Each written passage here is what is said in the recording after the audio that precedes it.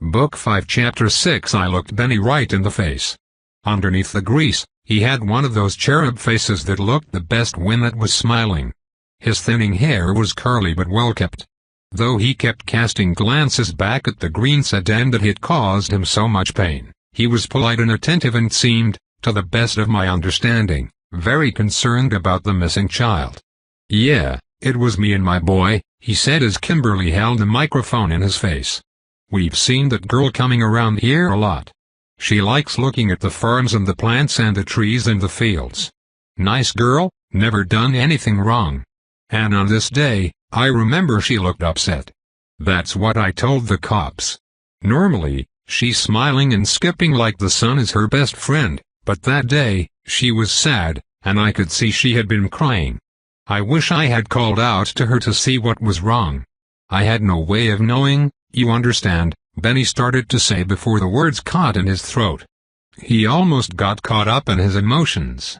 His brow was heavy, and his eyes were clear due to a thin covering of tears. "And this was 3 days ago," Kimberly said.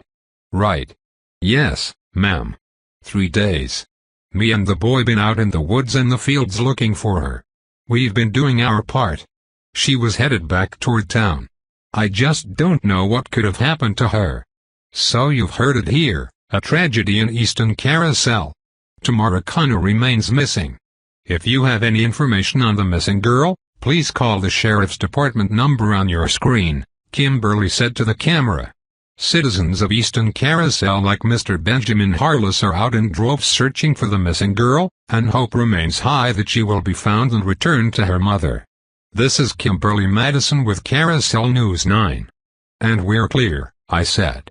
I wasn't actually sure if news producers were supposed to say cut or not, but I vaguely remembered someone saying something like "and we're clear" when I was watching April O'Neil do a news report in a Ninja Turtles movie. I didn't even know if that film was being broadcast. Nick took care of everything. I just wore headphones and looked intense to try and seem like I was working. "How did I do?" Benny asked earnestly. "You think this is going to help find that girl? Tamara used to come around. She used to play with my son, Russell. I don't know what I'm going to tell him if something's happened to her." "Your son?" Kimberly asked. "He knows Tamara? Is there a chance that we'll get to meet him?" "I suppose that'd be alright, but you gotta know he had a hard life before he came to us, and he don't talk. But he can understand you, and he's real smart. The thing is, he gets nervous around some people, so if he don't want to talk to you, it ain't gonna happen. Hope you understand." "I totally understand," Kimberly said. "I'd just like to see if maybe he has something to say. In his own way." We were still on screen, so we didn't have the opportunity to talk about anything with each other, but things were moving forward at a very organic and slow pace, so I felt comfortable. Kimberly was in her element. While she didn't have the natural warmth of Anna, she was good at talking to people and knew all the right places to sigh and look sad. That was a skill in and of itself. "Let me do the talking," she said as Benny led us around to the other side of his shop. "You realize you aren't the only one with Moxie, right?" I said. "I realize," she answered. As we rounded the shop, my jaw dropped at the reveal of one of the most beautiful and intricate gardens I had ever seen. It was late fall, so most of what was still green were the plants that held squashes, pumpkins, and corn along with as many different kinds and colors of sunflowers as I had ever seen. "This is wonderful," Kimberly said. "Well, thank you," Benny answered. "But I can't take credit. That'd be my wife and my boy." As soon as he mentioned them, I saw them out in the garden. His son was small, but if I were to guess, he must have been around 10 years old. As I watched the sun shining off his face, he was pulling a large worm or perhaps a caterpillar off one of the sunflowers. He looked at the worm in awe and wonder and dropped it into an old coffee can as he continued to search for more worms. On the red wallpaper, his name was Russell, not Russell, but Russell as in what leaves do in the wind. The woman next to him noticed us as we arrived. Her name was Rose Harless. Both of them were NPCs. Rose gave new meaning to the term flower child. She was wearing a tiara of white flowers and a sundress that I thought only the Fae were known to adorn. She was barefoot and her hair was long and flowing. She looked at Russell like he was the sun to her flower. From the way Benny had talked, Russell was not biologically related to them but was adopted. To look at him, that sounded accurate. The Harleses had dark hair and Mediterranean features, whereas Russell had pale skin and hair so fine it was almost white. Benny went over to his wife to discuss the arrangement. I couldn't tell what they were saying, but she was clearly hesitant. Despite this, she relented. She grabbed Russell by the hand, and she and Benny led him back to Kimberly and me. No cameras, Rose said. And I don't know if Benny told you this, but if Russell doesn't like you, there's no talking to him. That's that. Absolutely, Kimberly said. She knelt down to around Russell's height and said, "How about it, buddy? Do you think you could talk to me about your friend tomorrow? I'm just trying to find her, is all." Russell got close to Kimberly and looked her in the eye. Quietly, I saw an eerie intelligence in his eyes. They were piercing dark, so dark I couldn't find his pupil. After a moment of intensity, Russell smiled. He looked back at his mother and nodded. Then he looked at me and then back at his mother. "Well, all right then," Rose said. "Go put on your baseball cap, honey." Russell listened and went to fetch a small blue and white cap from out in the garden. He placed it on his head and twisted it around so that the bill faced backward. He was a thin and athletic 10-year-old. True to his father's words, he never spoke, but he definitely communicated in other ways. "We have a table and chairs out on the deck," Rose said. "Let me go get some herbal tea." She pointed toward a comfortable set of furniture that looked like it had been made by hand. Benny, Russell, Kimberly, and I found our seats while Rose went to prepare the drinks. As soon as she was gone, Benny turned to us and said, "So, your friend doesn't do anything to maintain that car, does he?" "That would be my guess," I said. "He's more of a camera guy." Benny nodded. "Yeah, I could tell just listening to it running down the street. I don't know what he's done to it. Normally, I can tell just like that," he said as he snapped his fingers, "but we got multiple things happening under that hood. You mark my words, it's a party of bad maintenance and bad parts, let me tell you." "So, how long have you been a mechanic?" I asked. Since before I knew the word mechanic, I was under hoods busting knuckles. The Harleses get to work young. Russell here has been working in the garden since he was real little, haven't you, buddy? Russell nodded with a smile. He pointed out at the sunflowers and then pointed back to himself. "What's that, buddy?" Benny said. "Oh, he's trying to tell you that he was the one who found the sunflowers. He likes to go tramping through the woods, and he found some sunflower seeds that he planted last year, and then this year, he planted the seeds from those seeds, and now we got ourselves a whole forest of sunflowers." "That is so cool," Kimberly said. "They are so pretty." Russell beamed. As I scanned the garden, I saw something that made my heart jump. It was a scarecrow. This one looked like a normal scarecrow with overalls and an old plaid shirt stuffed with straw.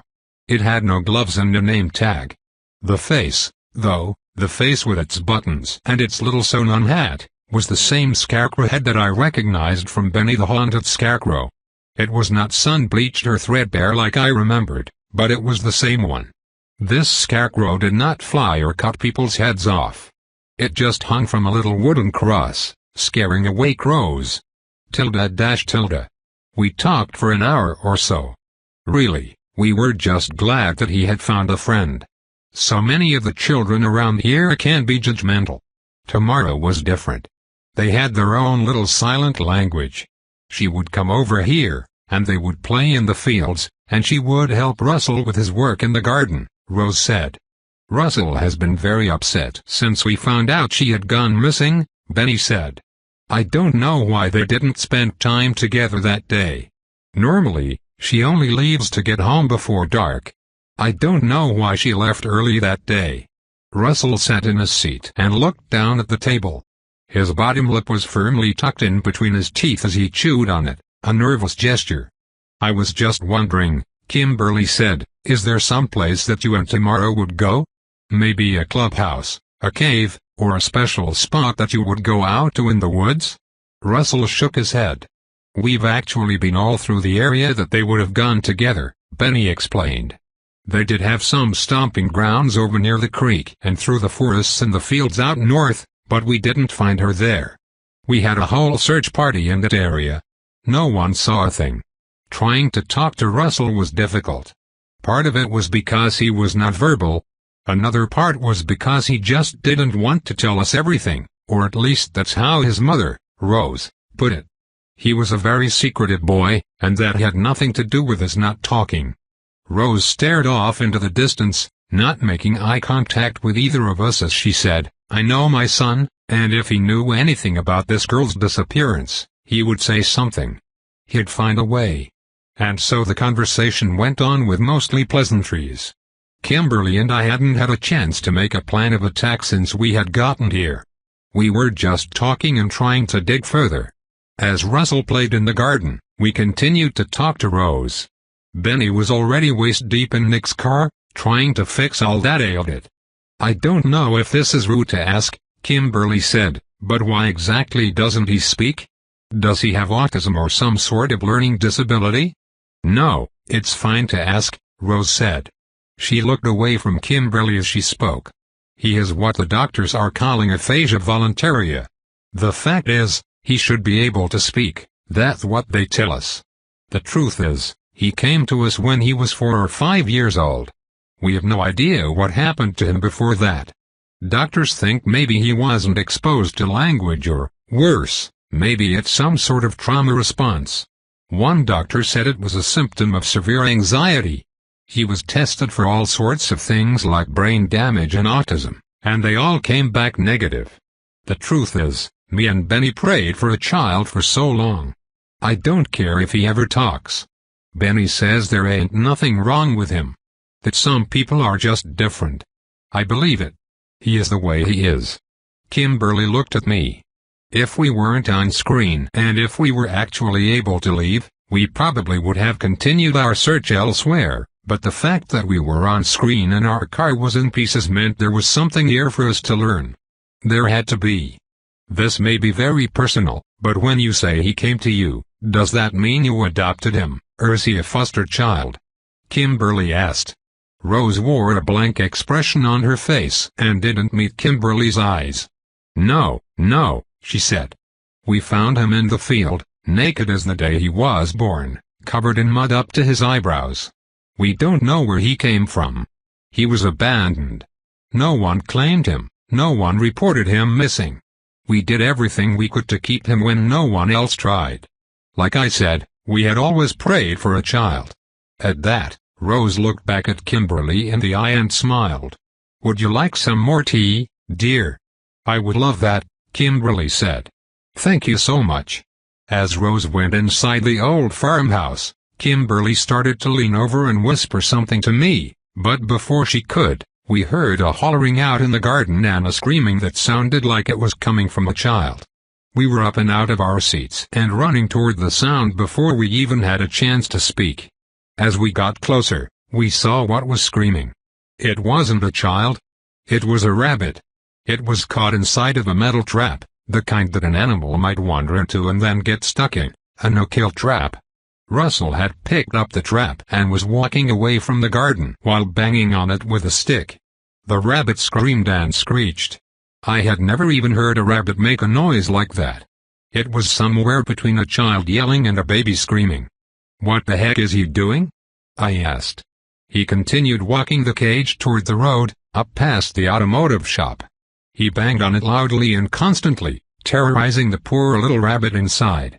When he set the cage down on the ground and opened the trap up, the rabbit bolted out of the cage at a speed most animals will never reach in their lifetime. It was across the road and lost in the thick brush almost immediately. Kimberly and I were both speechless. "Oh, don't look so alarmed," Benny called from inside his shop. "You gotta scare the animals, or they'll just come back and eat your crop. Russell knows that. The only way to protect them is to scare the heck out of them." Russell picked up the trap and looked back at Kimberly and me, then casually walked back toward the garden as if nothing had happened. Kimberly and I looked at each other, unsure of what to make of what we had just seen. _. We were on screen and off screen throughout the next few hours as Benny worked on the sedan. He made quick work of it. He identified the problems and fixed them almost immediately. Now I'm going to set you up with this for free, and you gotta go out there and you gotta help find that girl, Benny said as he was finishing up. For free? Kimberly asked. Got to do my part, Benny answered. While he spoke, I looked back at the car he had been polishing when we had arrived, and he caught me staring. Oh, you like that, do you? An Imperial Phantom 1948. A year too old to be the kind that collectors are after, unfortunately, on account of their bad transmissions and brake design. It's a shame. I love that car. Can't keep fixing it, though. She's too pretty to scrap, but Rose is tired of looking at it, tired of me messing with it on the weekends. She said I either had to get it to run or junk it. Really is such a shame. Can't find a buyer? I asked. Not for the single quote 48 you can't. Sure, I got offers for the seats because those were the same as the single quote 50 and the single quote 52, which are the real collector's items, but I'm not going to just strip the seats out of it, no. Ain't got the heart for it. I got old Tug Montgomery coming to haul it off. He's a regular mercenary. Ain't much for fixing them up, but he can tear them down with the best of them. Sad to see.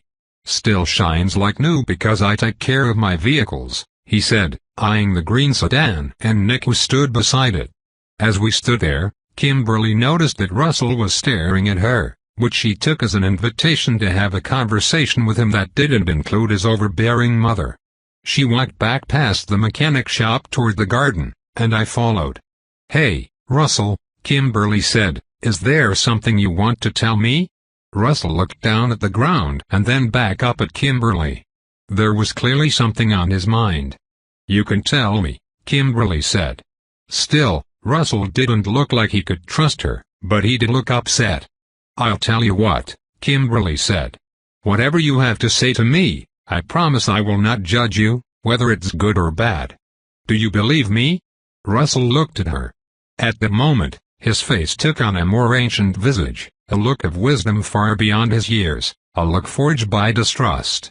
He started to walk away and then looked over his shoulder back at Kimberly and me, then continued walking. We followed. He led us to the other side of the mechanic shop, where a field of sunflowers with beautiful orange and red petals was planted. They were the only batch like them in the whole garden. He pointed at them. At first, I didn't know what he was pointing at, but then I realized that he was pointing at 10 or so stems that had been cut and their flowers removed. Did someone take the flowers? Kimberly asked. Russell nodded his head and then pointed at himself. What did you take the flowers for, sweetie? Kimberly asked. Russell didn't answer, but Kimberly seemed to be connecting dots before I did, and she pulled out a folded-up copy of the missing poster. Did you give the flowers to her? She asked. Russell chewed on his bottom lip and stared at the picture of Tamara. I couldn't read his face. Hey, folks, Benny called from over near the mechanic shop. We got someone here that would love to speak to you. I turned to see Benny working over to us in his greasy coveralls. Hot on his heels was Dinah, dressed not in a dress or skirt like Kimberly or Rose, but in jeans. They weren't ripped jeans like the ones she normally wore, and her leather jacket was replaced with a brown one with a rigid fabric. I could see that she had an apron tucked into her pocket, as one of the strings in the neck loop was hanging out. Miss Cano, Kimberly said, I recognize you. My name is Kimberly Madison. I'm with Carousel News 9. We're currently investigating your daughter's disappearance. Kimberly stuck out her hand to shake Dinah's. Dinah, playing her part, kept her arms folded for a time and then reached out and shook Kimberly's hand. Are you here to be vultures? She asked. I'm sorry, Kimberly said. I don't know what you mean. The news people. They come here to feast off the dead. To make a living off of other people's misfortune. Is that what you're here for? No, Kimberly said. I'm here to find out what happened to Tamara." Dinah and Kimberly locked eyes and stared at each other for a moment. "Well, at least somebody is," Dinah said at last. Her eyes went past Kimberly and past me, and she saw the beautiful sunflowers next to Russell. She rushed toward them. "Tamara has been giving me flowers just like this for the last few weeks. Is this where she has been getting them?" Credit to Dinah, who normally put very little effort into acting. She was on the verge of tears as she spoke, and moments later, the tears broke, and she started to cry. Benny rushed to his son's side. "Russell, have you been giving Tamara these flowers?" Russell nodded. Dinah, who had started to cry and was trying to stop, turned away from Benny and put her head in her hands. "Well, ma'am, we're searching all over for your daughter, and we really hope that you find her safe," Benny said, close to tears of his own. He pulled a pocket knife from his coveralls and moved toward the sunflowers. He grabbed one of them that was right for cutting and started to take it down, but Russell pushed his arm away and stood between him and the sunflower, shaking his head. "Son, I know you don't like things messing with the garden, but this is what these flowers are for. We give people beautiful things to make them feel better, you understand." Russell's eyes began to tear up and he pleaded with his father not to cut down the sunflower. When Benny finally relented, Russell grabbed the pocket knife, put it inside his own pocket, and then ran back inside the house. Benny turned to Dinah and said, "Ma'am, I'm sorry. I don't know what's going on, but Russell sure did care about your daughter, and he's having a hard time with it." "It's okay. It's okay," Dinah said. "All I care about is finding Tamara." "We're gonna," Benny said. She's gonna be just fine." Dinah dropped to her knees and said through tears, "I don't think she is. I can feel her. I don't think she's coming home." Dinah's tropes allowed her to connect to her character's dead loved ones. Perhaps some connections did more harm than good. Kimberly hugged Dinah, and Benny offered her his least greasy rag to wipe her tears. Book 5 Chapter 7 Dinah continued to fight back tears as Benny watched his son run off into the distance. "I'm so sorry about that, ma'am," he said. "The boy's just going through a lot right now. Not as much as you, I'm sure. But he's just gonna go to one of his hiding places, and he'll be fine." He kind of looked down, unsure of what to do next, taken by intense emotion. "I'll fix your car. I can do that. I'll fix it," he said, looking at Kimberly. Then he walked off to do just that. We were still on screen, so Kimberly continued to console Dinah, and Dinah continued to be inconsolable. "She tells me she is at peace, but I don't want that. I want her home," Dinah said. Kimberly looked at me and then back to Dinah. "You saying your daughter's talking to you?" "Don't look at me like I'm crazy," Dinah said. "Please don't look at me like I'm crazy." "I'm not," Kimberly said softly. "He is," she said, looking at me. "I couldn't see it." "How couldn't he? Who could hear something this ridiculous and not think I was crazy?" Kimberly looked up at me as if nudging me to say something, so I did. "My grandmother, she said that she could see things, hear things, feel things," I said. "She always hoped I'd take after her. When I was young, I always thought she just did it so she could win arguments by saying that she had a gift and that she knew better. But after I lost her, I feel like I can feel her too," I said, and in that moment, a tear escaped my eye that I didn't intend. "Are you really going to help me look for her, or is this just some news story?" Dinah asked. I looked at Kimberly, and then Kimberly said, "We really want to find her." "We'll do whatever we can," I said. Kimberly nodded. Off-screen. "Woof," I said. "This one's making us emotional, huh?" Dinah nodded. "I've got to go to some dairy farm. Petra Dairy, I think. My character's daughter is hauling me around all over town so that Carousel can get shots of me looking all over for her. Do you need a ride?" Kimberly asked. Dinah shook her head. "No, my character has a bicycle." We slowly walked back to Benny's garage, and Dinah grabbed her bicycle with its little woven white basket and rode off to her next destination. As she did, an announcement started playing over Benny's radio. calling for volunteers to help in a search party near White Lawn Church. Kimberly and I looked at each other. That was a pretty clear-cut call to action. Benny managed to get Nick's sedan fixed in record time, and he set us off, not without lecturing Nick about proper maintenance and telling him he wouldn't get lucky twice. The next time, he'll be buying a new car. White Lawn Church, on White Lawn Road, was abutted by a field of wheat where the search would start. Kimberly stood with her back to the field and the many volunteers in it. I'm here with Sheriff Miller, who has been leading a citywide search for Tomorrow. Sheriff Miller, can you tell us anything about the current search efforts? The sheriff, who was a smooth-talking man and clearly a city slicker, stuck out like a sore thumb around Easton Carousel. He wore pomade in his hair and had a clean-shaven face. He and Robert Redford were probably made from the same mold. I'll tell you, we are going to find this missing girl, Sheriff Miller said, because we have three things. We have a generous population who is giving of their time and resources to help search for this girl, we have an unbreakable spirit and the power of believers coming together, and we got award-winning hunting dogs that are trained for competitions to follow the scent of a target from miles and miles. With those three things, I am confident we are going to find young Tamara and bring her home where she belongs. I will not rest until that happens. He nodded his head and then walked back to his cruiser, where Aunt One and another deputy named Tommy Patra were in the process of providing a clothing sample to a trio of baying hounds. I made sure that Nick caught this on film. It seemed like an important part of the investigation. Sheriff Miller pulled a small white sock out of a paper sack and held it out to the dogs to get an impression of. After a few sniffs, the dogs were off. And we're out, I said. Off screen. Kimberly and I stared out at the field beyond the little white church. There were acres and acres of wheat. Dozens of volunteers walked through the wheat out toward the woods in the distance, walking with intention and keeping their eyes peeled on the ground and in the distance. We had sat around getting footage of these efforts for nearly an hour. And one was busy being a cop, and at a glance, it seemed that he was on screen constantly as he struggled to keep one of the hounds from tearing its leash out of his hands. "Where's Bobby when you need him?" I asked. "I know, right?" Kimberly said.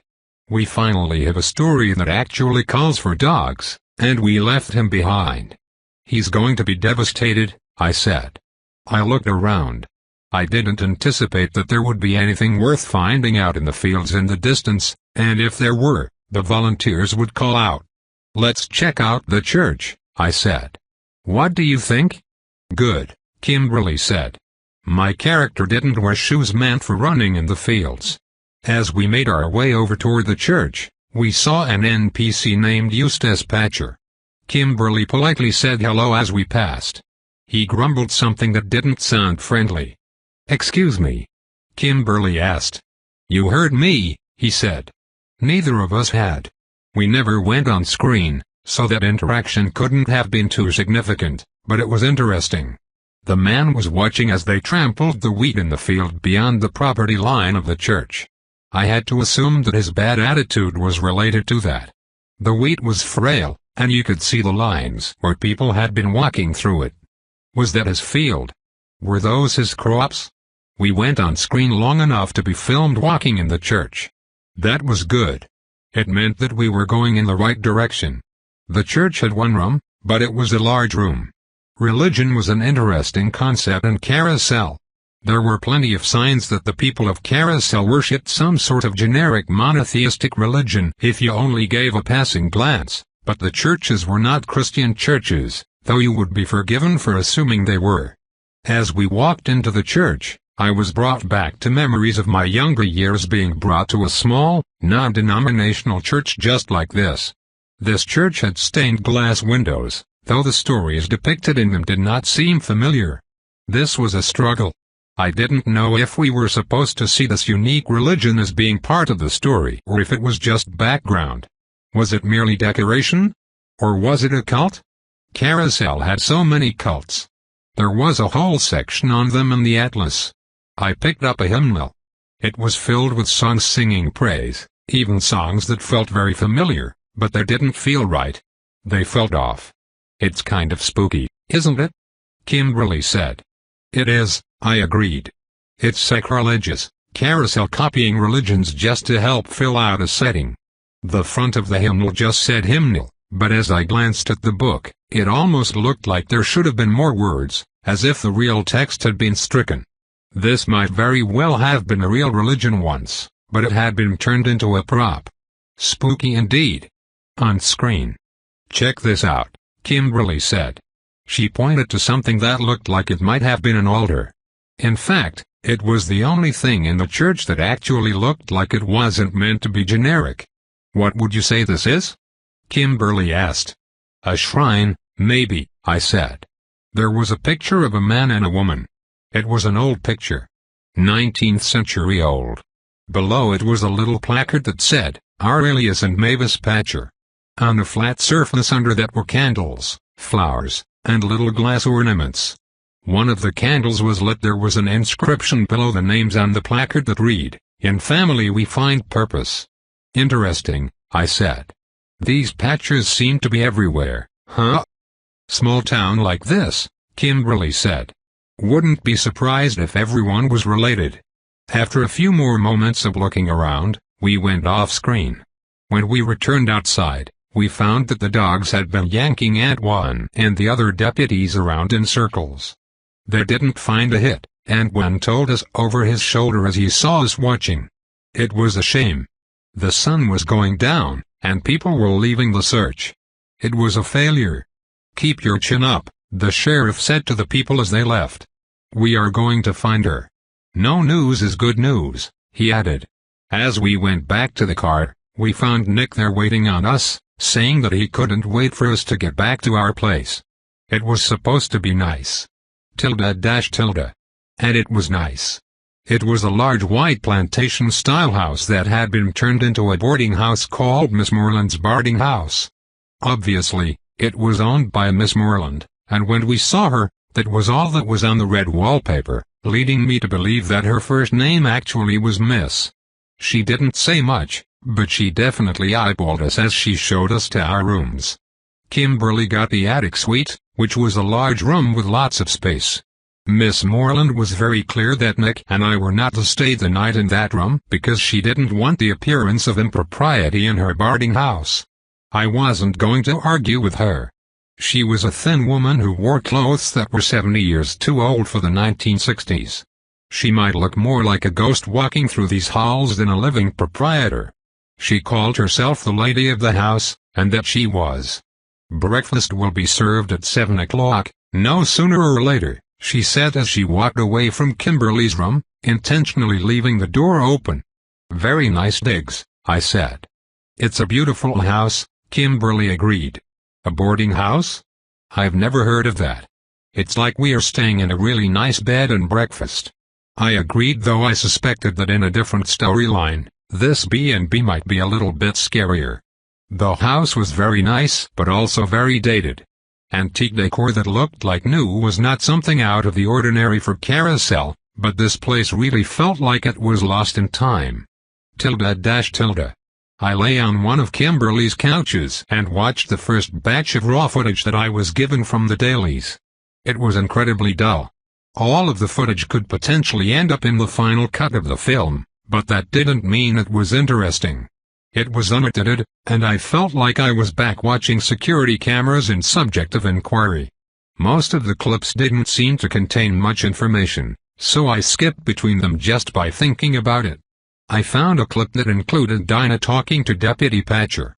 She was giving him effects from her daughter, a hairbrush, a doll, and some yellow frilly socks that someone might wear to fake Sunday school. Then, I began watching footage from the search party. It really concerned me. I had expected to see lots of footage of people trekking through the fields, the creeks, and the forests, but most of the footage was of people watching us, Kimberly and me. These were intentional shots. I told Kimberly what I was watching. Well, maybe they were just staring at us because we're from out of town or because we have a camera. I'm not sure, I said. The shots are framed really ominously. There are people searching through the fields, and then one person will turn, look back, and stare at us blankly with suspicion. There were at least a dozen people who stared at us. That includes the rude guy that we saw outside of the church. That's concerning, Kimberly said. I'd say so. After I'd made my way through my current batch of clips, I decided to go down to my room, which was in the basement. Nick and I were sharing a bunk bed. It was like I was back at Camp Dyer. I fell asleep trying to piece together the disparate pieces of information we had been given so far in the story. I didn't see the whole picture yet, but I trusted I would soon. I slept soundly through the night. Didn't even need my sleeping drop. Book 5 Chapter 8 After a hearty breakfast of eggs, bacon, and other grease-covered foods, Kimberly, Nick, and I went back into town to continue our investigation. The first place on my list for the day was the general store. After all, the entire reason we were running the storyline was so that we could pillage it, and I had been wanting to know if Bobby's food drop had affected the selection at the store. I was pleased to find that it had. Easton Carousel General Store was now packed to the gills with goodies. They had even rearranged the furniture and aisles to create an actual produce section. Kimberly was ecstatic. Looks like this will have all been worth it, I said. Yep, Kimberly said. Feels nice when things go according to plan, you know? Can't I help you folks? A voice from the front of the store called out. It was a repeat of my time with Dinah. Same old corduroy patcher. Except he wasn't the same old corduroy patcher. He was younger. At least a decade younger than he was when I had last seen him. Say, he said, you're the folks who are here with the news story about the missing girl, right? That's us, Kimberly said. You have any leads on that? He asked, wiping his hands on his apron, leaving visible sweat marks. We have some, Kimberly replied. We need to follow up some leads before we can air them, though. Corduroy swallowed hard and said, well, I hope you find that girl. He wiped more sweat on his apron. Can you tell me about this? Kimberly asked, pointing to something I hadn't noticed, something that had not been there before when I was here with Dinah. It was a shrine similar to the one at the church, except smaller. This one had a picture of Aurelius Patcher alone, but the saying was the same, in family we find purpose. Well, that's my grandfather, Corduroy said. It's our way of keeping him alive. I like to think he looks after the store when I'm not here. He is my guardian angel. That's sweet, Kimberly said, although I didn't think she meant it. Tilde.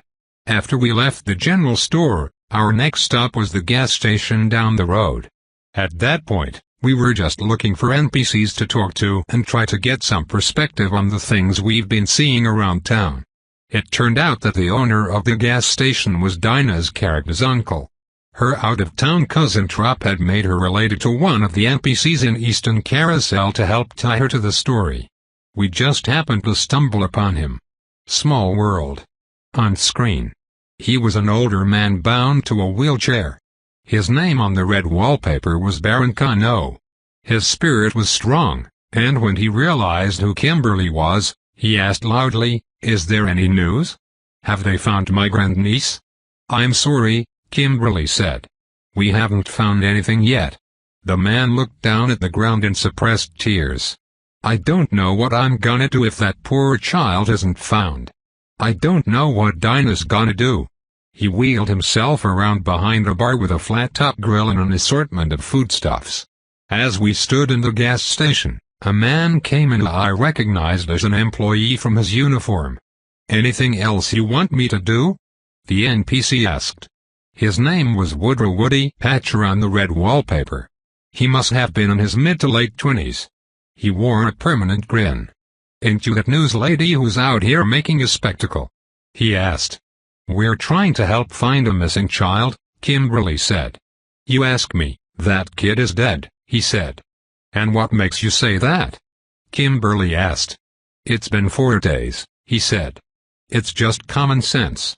If she was alive, she would have come hollering out of the woods by now.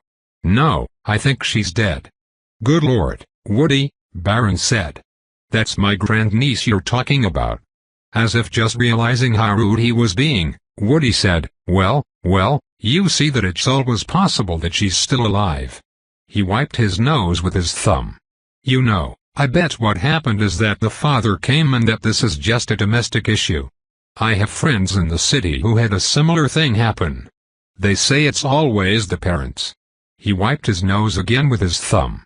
He quickly found his way outside to pump gas for a car that pulled up. Baron looked devastated from the conversation. "We're going to do our best to find her," Kimberly said. "Everyone is out looking." "Thank you, dear, but I fear he may be right. I fear Dinah has already given up. I just don't know what I'm going to do." We stayed there for a while longer as Kimberly asked him what he knew about the girl and if she had any hiding spots that she liked to go to. He had plenty to say. Apparently, he suspected that she had a friend out in the direction of Harless Automotive that she liked to visit. She didn't talk about him, but he thought she was entitled to her secrets.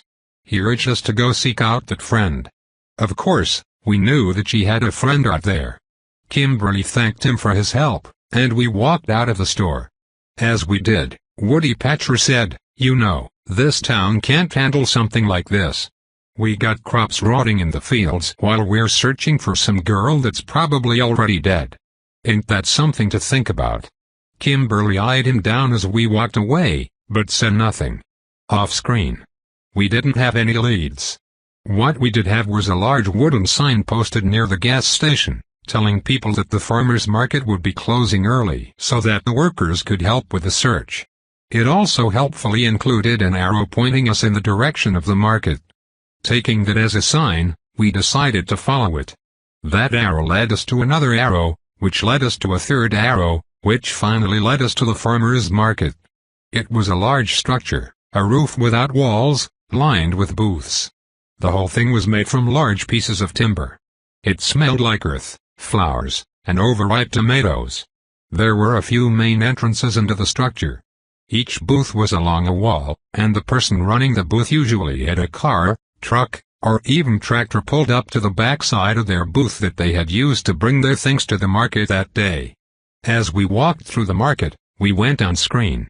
"Well, I just don't know what I'm supposed to be doing," a woman who was called Darla Patcher on the red wallpaper said. "My berries are going to go bad." Produce does not wait just because tragedy strikes. In different circumstances, this market would have been quite a fun trip. There were lots of neat booths and all kinds of local veggies and fruits. Next to Darla Patcher's booth was Anita Patcher's booth, but she didn't sell fruits and veggies. She sold necklaces and bracelets and, most relevantly, candles and small glass ornaments and pictures of Aurelius and Mavis Patcher. "That is so neat," Kimberly said, pointing to the supplies that were clearly meant for people to be able to build their own shrine. "How much do these cost?" Anita looked at Kimberly as if she were the biggest fool and said, "Oh, these aren't for you, dear." "Why not?" Kimberly asked. "Is this a religious item?" Anita looked down at her supplies and then back at Kimberly and said, "This is a family thing, dear. You needn't worry about it." Kimberly thanked her anyway, and we continued to walk on while Kimberly gave me a weird look and I returned it. Were there really so many Patchers that a person could make money selling knickknacks for their family shrines? Eventually, we saw a familiar face. It was Rose Harless. She had a booth of her own. Behind it was a blue car that looked like someone had combined a Volkswagen Beetle with a Jigglypuff. The little car was hauling a very little trailer that Rose must have used to bring her stuff to the market. "Any luck on the search?" Rose asked us as soon as she saw us. "I'm afraid not," Kimberly said. Kimberly looked down at the wares that Rose was peddling. She had jellies of all kinds, from blueberries to rose petals. She had sunflower seeds and little sprigs of herbs bundled with twine. There was a bottle labeled healing ointment that was most certainly not approved by the FDA. Herbs hung from a string over the top of the booth. I had noticed that she was kind of a hippie when I met her, but I didn't realize exactly how far she had gone into it. There were trinkets and potions, though they were not labeled that way, and all sorts of natural remedies. Rose was in the process of packing up all her things. "I had to surrender my booth," she explained. "I needed to go help with the search, but Darla over there said I needed to clear up my booth if I wasn't going to be running it. It's like she doesn't even care what's going on right now." We all looked back at the two elderly patchers. "She's not the only one," Kimberly said. "There are some people in town that really aren't a fan of the search efforts. To some people, if it isn't about them or their family, they could care less," Rose explained. "But most of the people in this town have good hearts, I promise you." She looked over at Darla and Anita and said, "You just need to be able to pick out which ones." Back in the car, wandering aimlessly for some sign of what scene we were supposed to go to next, Kimberly wondered aloud about Antoine. We drove around for at least an hour looking for a sign of what to do next. First blood was approaching rapidly, and we were intensely worried that something was going to come our way. Kimberly didn't like that we didn't know where Antoine was. "I just hope he's doing okay," she said. "You think he would tell me if he was having trouble?" she asked. I shrugged my shoulders. "I don't think he would tell anyone," I said. From the look on her face, that was not the right answer. But before Kimberly could respond, an announcement came over the police scanner. First blood struck on the red wallpaper.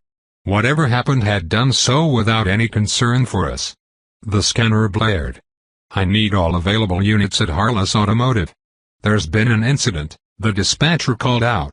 Kimberly and I looked at each other. "Go now," I said to Nick.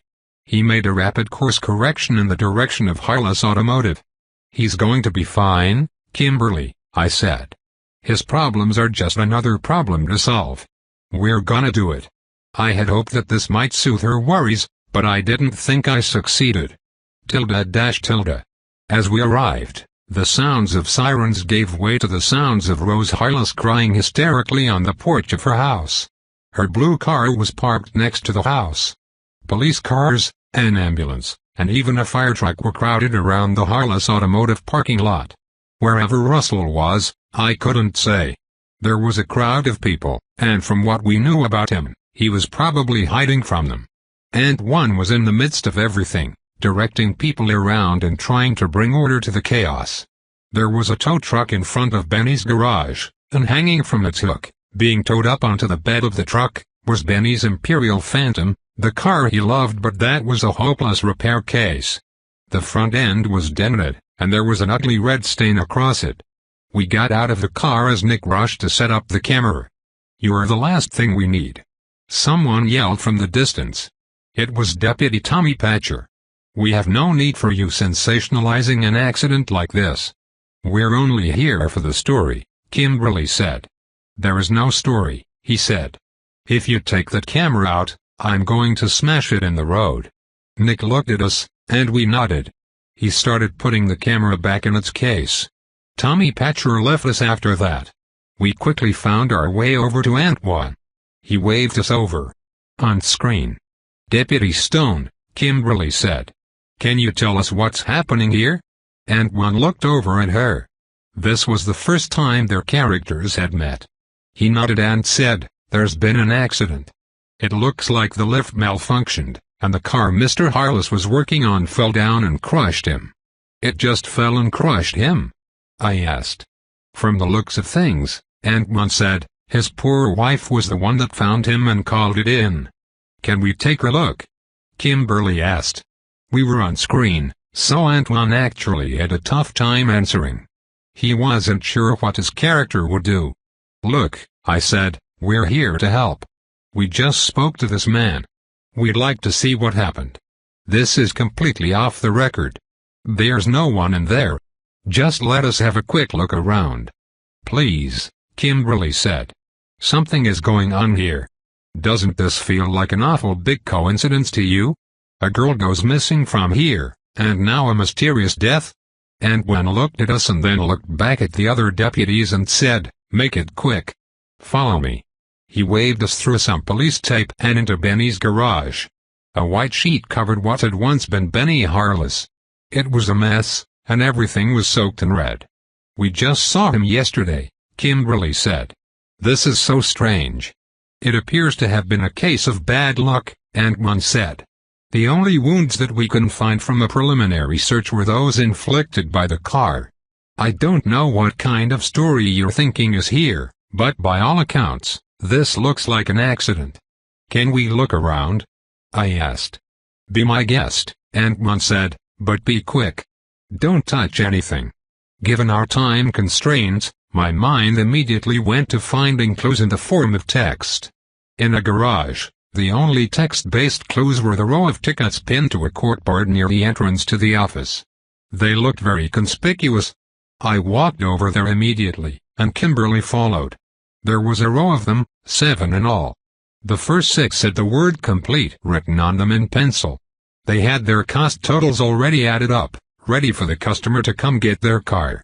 The final ticket was for a car called a Comstock 4A, which must have been the make and model, but I didn't recognize it. It was the only ticket that had not been completed or totaled. The name on the ticket was Margaret Petty. I examined the ticket, though I was unsure whether it was a clue or just an oddity.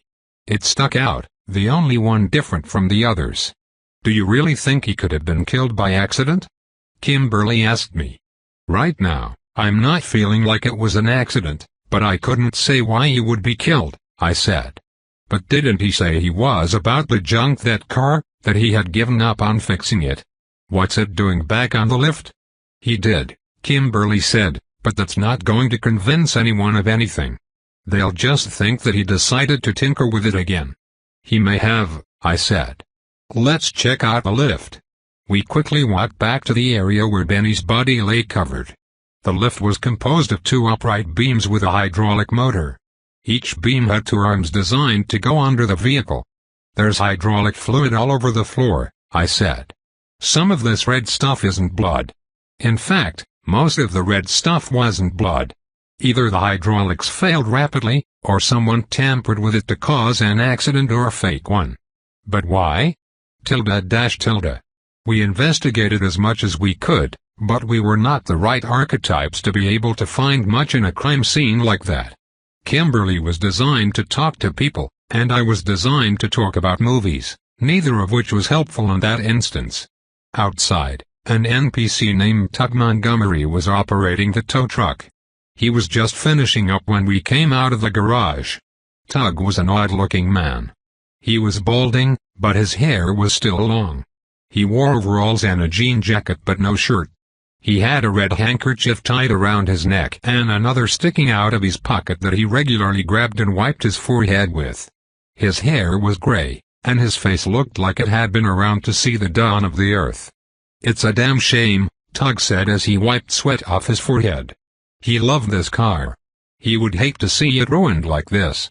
"At least he's not alive to see it scrapped," he added, but he looked unsure whether that was an inappropriate sentiment to say. Kimberly didn't seem prepared to respond, and before I could, we were distracted by the sound of Rose Harless calling into the distance, "Russell. Russell, come home, baby. Russell." It was a haunting cry. She was filled with desperation. I felt for her. Everyone stopped and listened as she screamed for her child to come to her. If he heard her, he didn't come. Russell was still hiding, it would seem.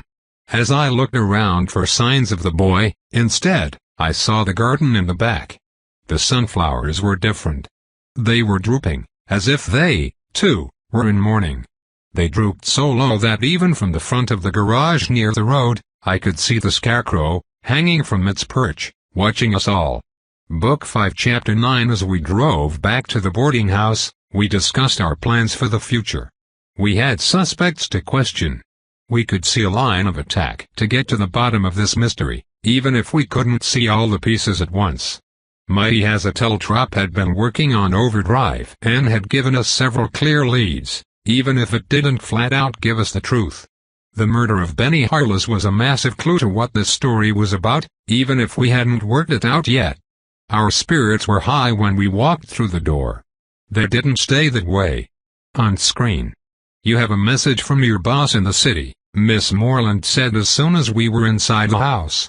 She didn't stay long enough to elaborate. There was a table with a phone and message pad next to it. The message said, "You're off the story." It included a number to call and the name Ron Foley. It even included his title, Lead Investigative Producer, Carousel News 9. "What?" Kimberly asked as she saw the note. "That had to be our boss." Kimberly immediately dialed the number. Luckily, The speaker was so loud I could hear it. It helped that the guy on the other end, Ron Foley, was yelling. "Ron, this is Kimberly. I just got a message here in Easton Carousel. Can you explain it to me?" "You're off the case," Ron yelled. "You were supposed to go over there and report a story, not terrorize the locals." "Excuse me," Kimberly said. "We haven't terrorized anybody. I get a call from the sheriff's office telling me that you're harassing people, accusing them of terrible things." "Kimberly, you report the news. You are not some hard-boiled detective shaking down witnesses and accusing anybody and everybody of terrible things. I knew you were motivated, but geez. What are you talking about? We haven't done anything like that. Everyone we've spoken to has signed the consent form or otherwise been more than willing to talk to us. We haven't really even started treating this disappearance like a crime yet, and we've just been reporting on the search. Now there's a murder of a witness." "Well, that's not how I hear it," Ron said. I could practically hear his mustache over the phone. "The way I hear it, you've got dozens of people calling in complaints to the sheriff's office. Ron, we've got our interviews on film. Do you really think we would be so stupid as to burn all our witnesses and film the evidence?" Kimberly said snarkily. Ron paused at that. "Is there a story there more than just a missing girl? Can you connect the death? Because if not, you're just wasting your time." "I'm sticking my neck out for you enough as it is," Ron said. I gestured for Kimberly to give me the phone. She did. He wanted us to tell him what evidence we had. I figured we ought to give a list. I had a benefit. I knew what film clips Carousel had to work with, so I knew what kind of stuff the audience would already know. Maybe I would have to stretch it. "Ron, we are onto something here. We can't run off right now.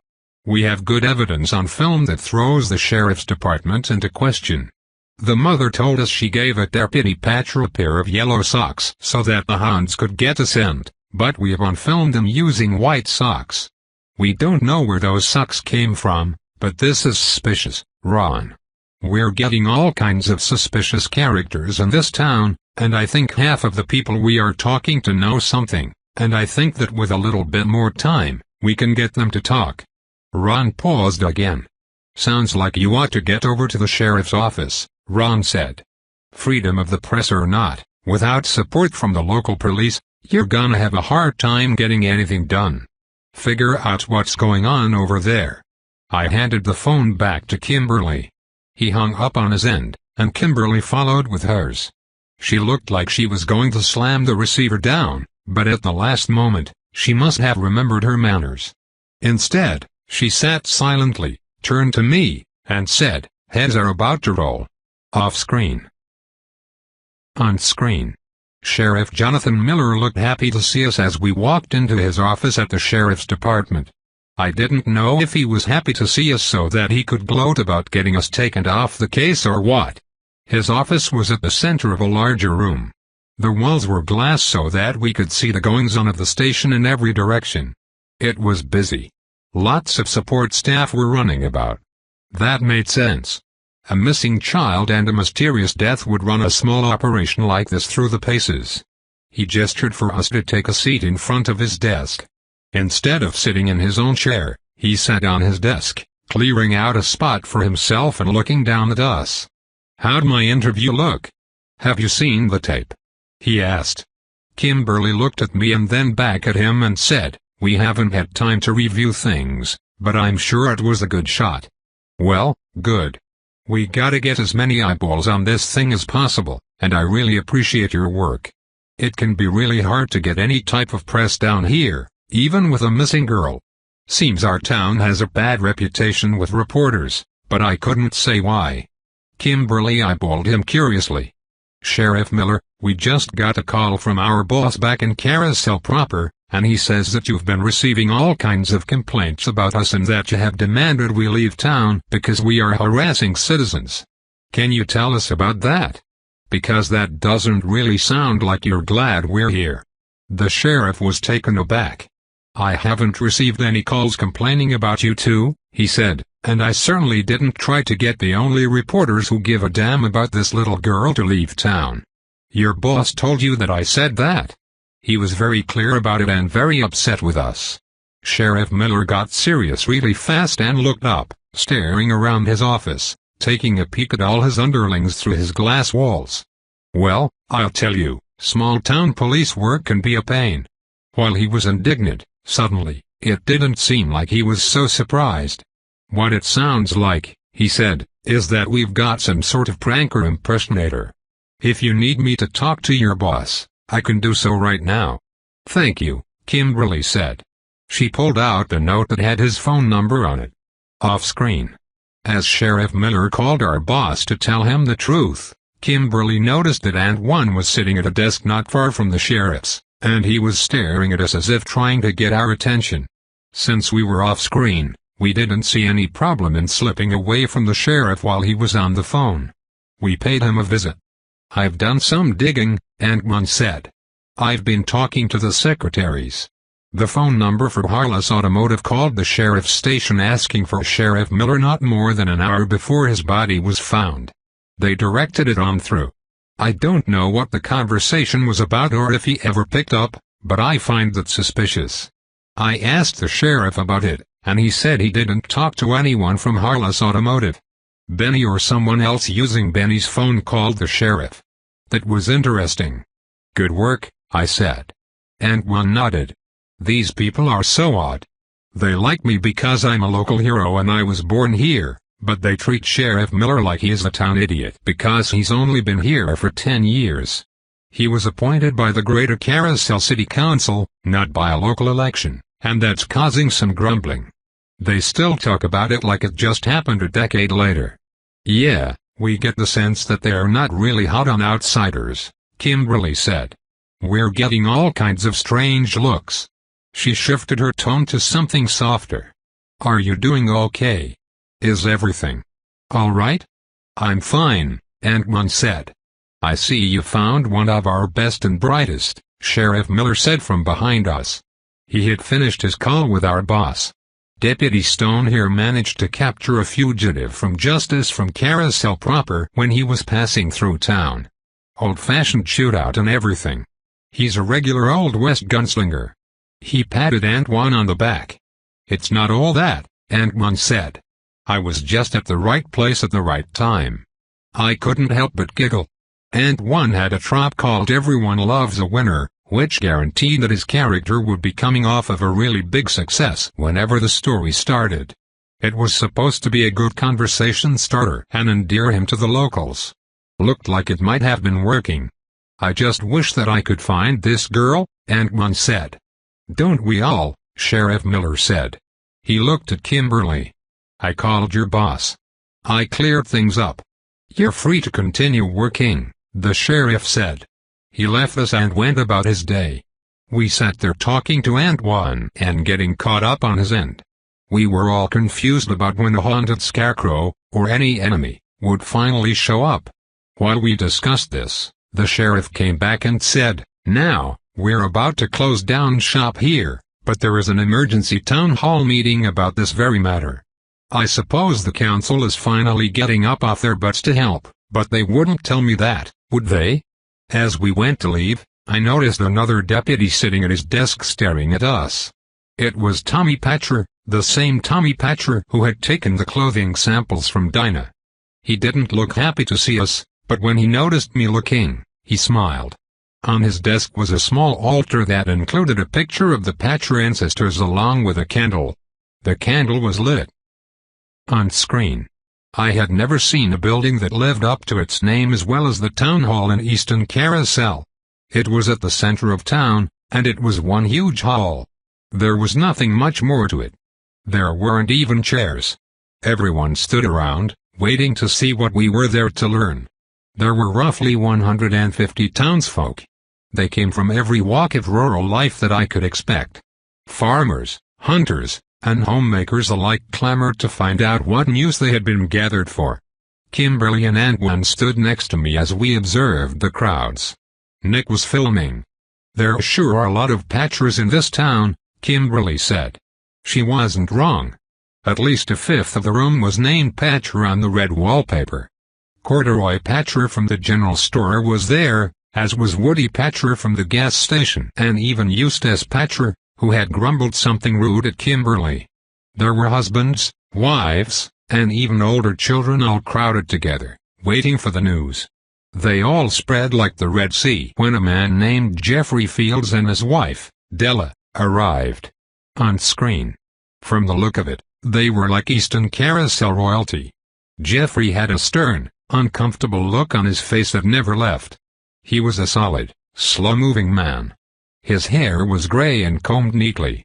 Della had red cheeks and was tightly wound and emotional.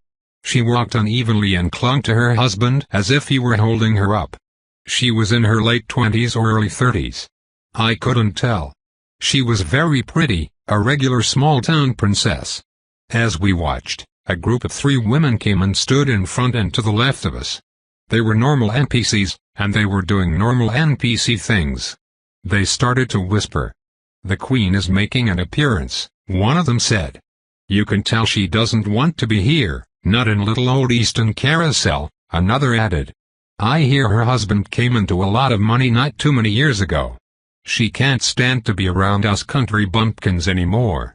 She's got her new house up in Snowblind, I hear. New house, new car, new life. And all she had to do was marry that dullard." "Oh hush, you 2 hens," the third NPC said. "This is important, and it's not time for gossip." As she walked to the front of the room, the 2 of them were greeted by a man named Merle Patcher. He must have been 40 years old. He stood tall, strong, and confident. I could see the years of work under the sun had left their mark. Next to him was the teenage Joshua Patcher. We had met Joshua before. He lived in the white farmhouse at Patcher Family Farms, where the final straw too was set. Of course, he was all grown up when we met him, but this was the past even for him. Merle hugged Della. So did Joshua. Tug Montgomery was behind them, looking nervous. Since we were on screen, it didn't take long for them to turn around and get ready to speak to the crowd. And one leaned over and said, "That's the council rep for the city. Sheriff says he is a stuffed suit."